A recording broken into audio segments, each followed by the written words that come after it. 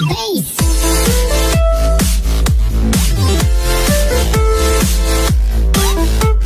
मैं शुरुआत में हबीब जालिब का एक शेर पढ़ना चाहता हूं। आप उर्दू जानते हैं और लॉ मिनिस्टर भी उर्दू जानते हैं।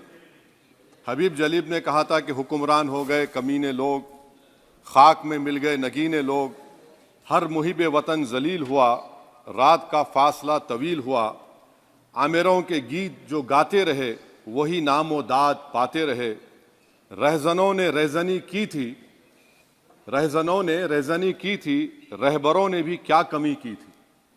सर, मैं अभी सुन रहा था हमारे शिंदे ग्रुप के शिवसेना के पार्टी लीडर अपनी तकरीर कह रहे थे, कहा कि 6 दिसंबर में जब बाबरी मस्जिद को शहीद किया जा रहा था तो उस वक्त के वजीर आज़म नरसिम्हा राव पूजा कर रहे थे, आप ही ने कहा, और कहा कि वो डिस्टर्ब नहीं करना। तो ये बड़ा अजीब मौका है कि बीजेपी की ताईदी पार्टी ये कह रही है कि नरसिम्हा राव ने कहा कि मुझे डिस्टर्ब मत करो, मैं पूजा कर रहा हूं, और जिसने रथ यात्रा निकाला, इन दोनों को मोदी सरकार ने इस मुल्क का सबसे बड़ा सिविलियन अवार्ड दे दिया, सबसे बड़ा सिविलियन अवार्ड दे दिया। तो ये बताता है कि इंसाफ जिंदा है या जुल्म को बरकरार रखा जा रहा है। तीसरी बात यह है कि सर, इस ऐवान में सियासी पार्टियां आएंगी चले जाएंगी, आप आए मैं आया हम भी चले जाएंगे, मैं जमीन की गिजा बन जाऊंगा, ये ऐवान तो बाकी रहेगा। मगर सर, मैं ताजुब कर रहा हूं कि लोकसभा मुख्तलिफ आवाजों में कैसे बोल सकता है।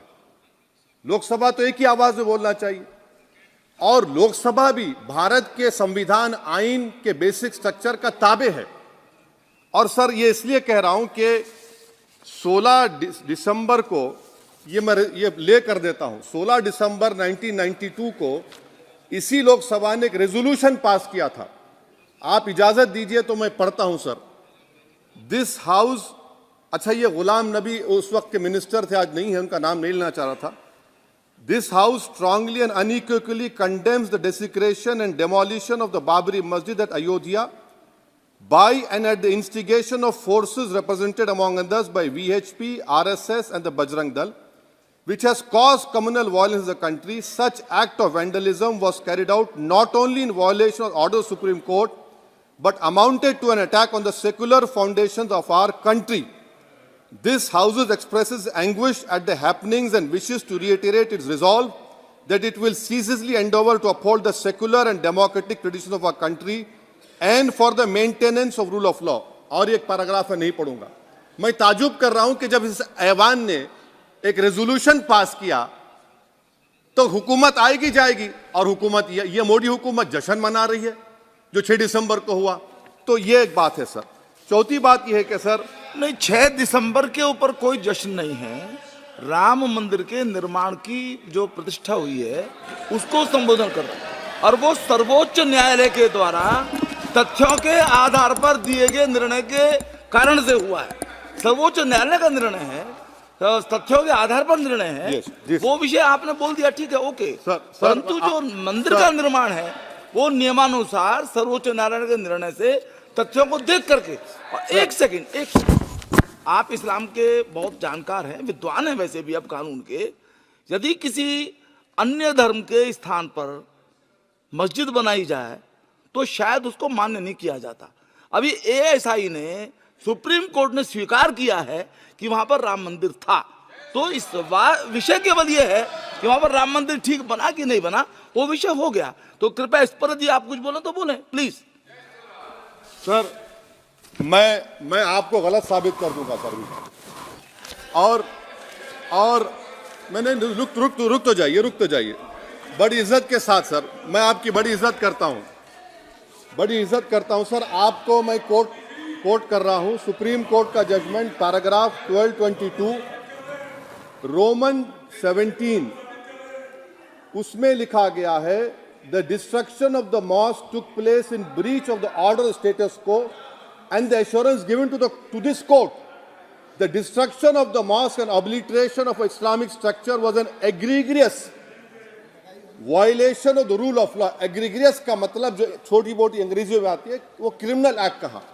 और सर आपने कहा था कि वहां पर मंदिर को तोड़कर बनाया गया।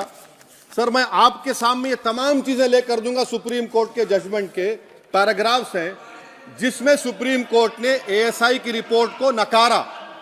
उन्होंने कहा कि मंदिर को तोड़कर मस्जिद नहीं बनाई गई थी। सुप्रीम कोर्ट ने कहा, ये सुप्रीम कोर्ट ने कहा। अब और मैं रख दूंगा, आप पढ़ लीजिए, आप पढ़ लीजिए।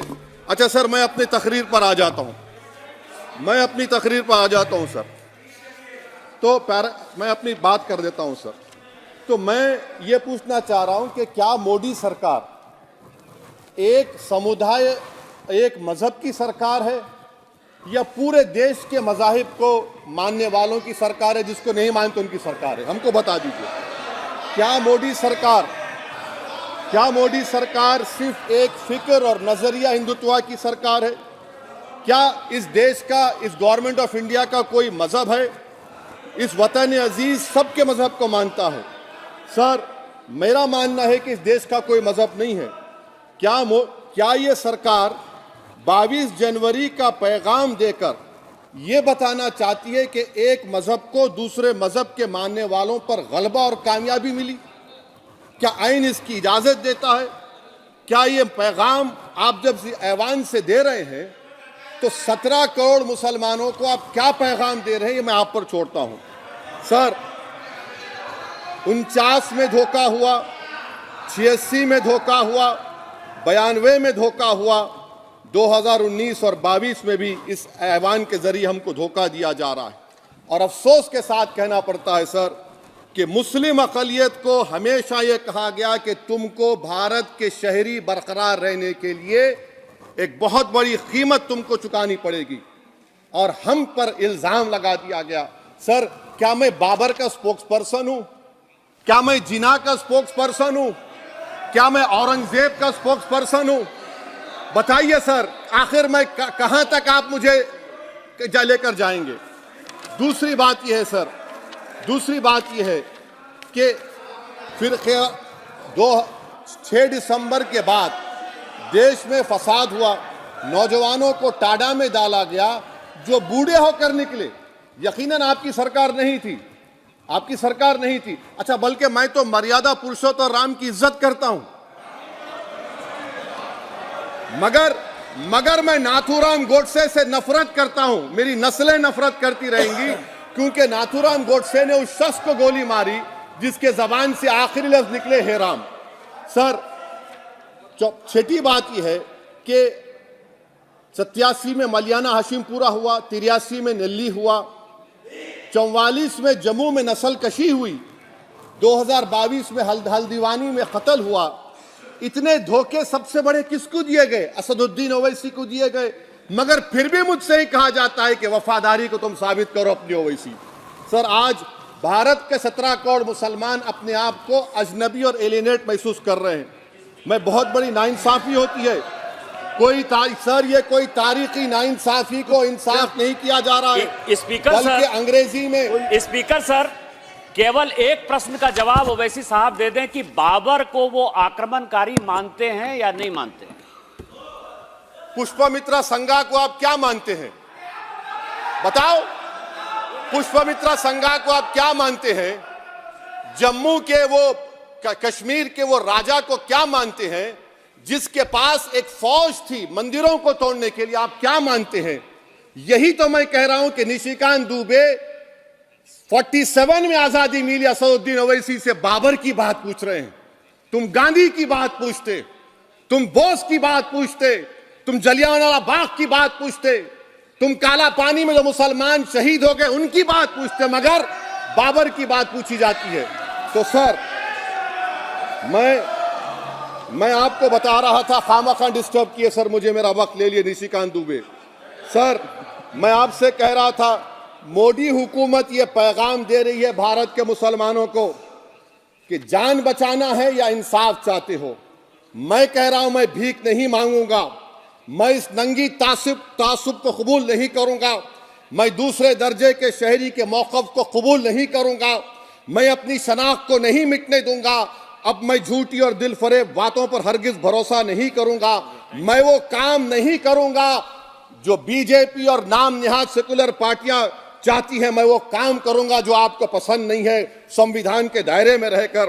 सर, कंक्लूजन में मैं आपको बताना चाहता हूं कि आज इस देश को किसकी जरूरत है। इस देश को अयोध्या में, तारीख शायद नहीं पढ़ते होंगे, मौलाना अमीर अली कौन थे, पुजारी बाबा रामचरण दास कौन थे, अयोध्या के पुजारी थे। दोनों ने मिलकर अंग्रेजों के खिलाफ जंग लड़ी थी और दोनों ने, अंग्रेजों ने इनको गिरफ्तार किया और एक पेड़ पर मौलाना अमीर अली को और पुजारी रामचरण दास को फांसी दे दी गई। देश को इनकी जरूरत है। देश को शंभू प्रसाद, अचन खां, ये राजा देवी बख्श सिंह के फौज में थे, अंग्रेजों से मुकाबला किया। मुसलमान की लाश को जला दिया गया और शंभू प्रसाद को दफना दिया गया। इस देश को यह जरूरत है। देश को बाबा मोदी की जरूरत नहीं है। आज भारत को अयोध्या के मौलाना अमीर अली और रामचरण दास, अचन खान, शंभू खान की जरूरत है। सर, मैं अभी सुन रहा था ये नाम निहाद सेकुलर पार्टियों के बयानात को।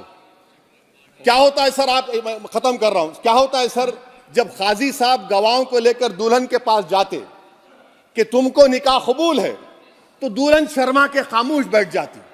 तो इनकी खामोशी रजामंदी की अलामत है। जी जी। तो सर, मैं खत्म करने से पहले यह बताना चाह रहा हूं कि जब वजीर आजम जवाब देंगे तो क्या वो भारत के 140 करोड़ जनता के लिए जवाब देंगे या फिर सिर्फ हिंदुत्व की फिक्र रखने वालों का जवाब, मैं खत्म कर जवाब देंगे।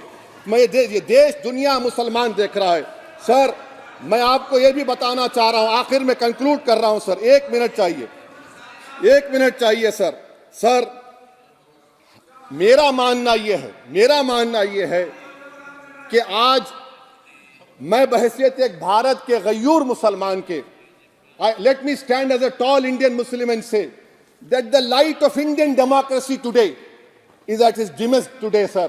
Sir, in conclusion, मेरी फिक्र में, मेरा ईमान मुझे कहता है कि जिस जगह पर मस्जिद थी, है और रहेगी, बाबरी मस्जिद है और रहेगी। बाबरी मस्जिद जिंदाबाद, जिंदाबाद, भारत जिंदाबाद। जय हिंद।